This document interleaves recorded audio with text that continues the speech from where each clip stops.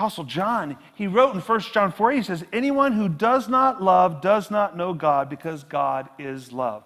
And we read that and we're like, okay, that makes sense. But what we have to understand about this verse is that what it's basically saying is, if you don't know God, you can't love.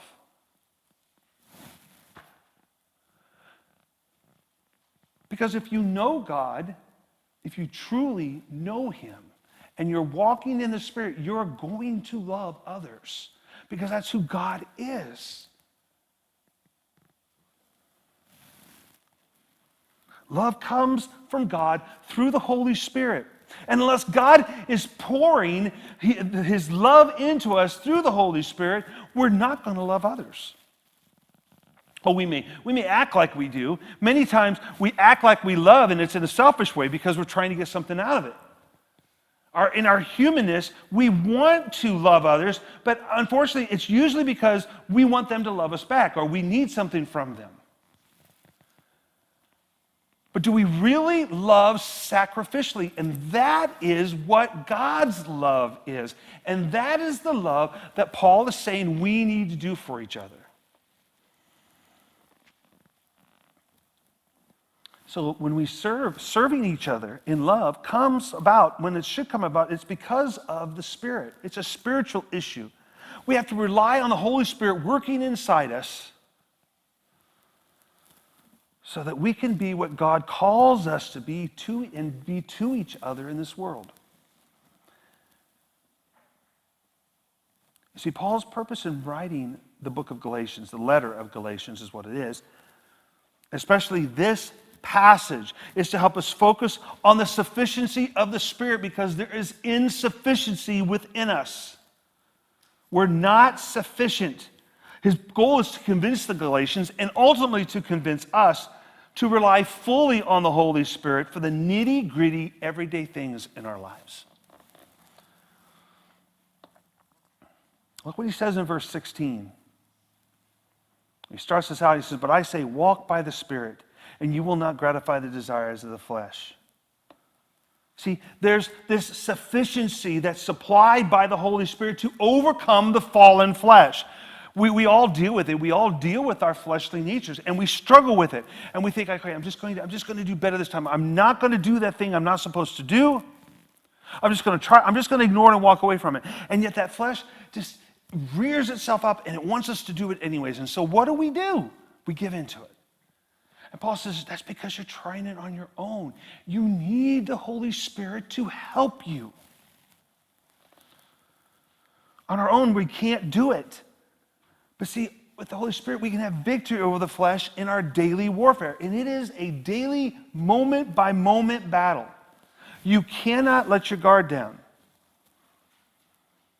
See, the Greek, in these words, the Greek is even more emphatic than the English. And what it's saying is, in Greek, it's basically saying that we can have boundless faith that in our fight against the flesh, we can walk in the Spirit and we will be overcomers. There's no doubt.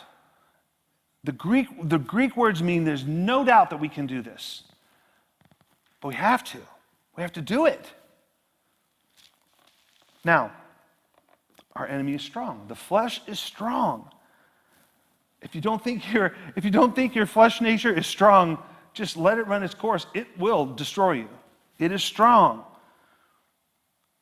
We've all experienced those times when the flesh will lead us into passions that we never would have thought we'd be involved in. Many a times, most people, and I'm going to take an extreme here. Let's say most people who are drug addicts, let's say, who are addicted to drugs, and are really at their lowest, never said, when I was young, this is what I wanted for my life. It doesn't happen. But the flesh leads us astray. It pulls us to places we shouldn't go.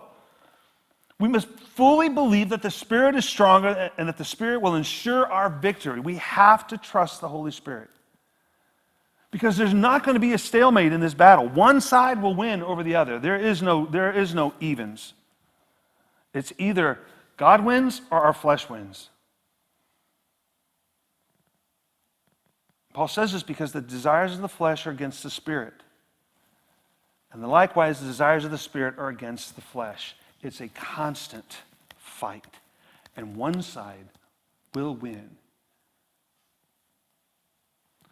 And the Spirit side, the good, will win if we allow the Holy Spirit into our lives and allow Him to lead us and guide us and, yes, even control us at times. So resisting the flesh is not about willpower. I have a lot of willpower. I can push through all kinds of things just by pure force of will. But the one place I can is with the flesh. I cannot defeat it. But I only can defeat it by the empowerment of the Holy Spirit. It's not even about us defeating the flesh with the help of the Holy Spirit, to be honest with you. It's not that, the Holy Spirit gives me a little extra resolve to do it. It's that we surrender to the Holy Spirit and He takes care of it. But we have to surrender to Him.